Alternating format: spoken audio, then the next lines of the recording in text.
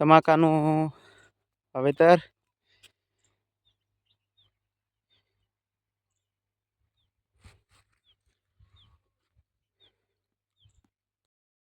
અર્જણ શું કરો છો? આ બધું તમાકુ અડધું તું ખાડી નાખ્યું છે લ્યા. એ તો સોટાડી જવાનું હજી વળી સોટી જાય. જો અર્જુને ડોકો ઉખાડી નાખ્યો. લે પાવડો હાલ દે હું હાલ ચીજ હારો પાવડો. હા હાલ હું આવડો.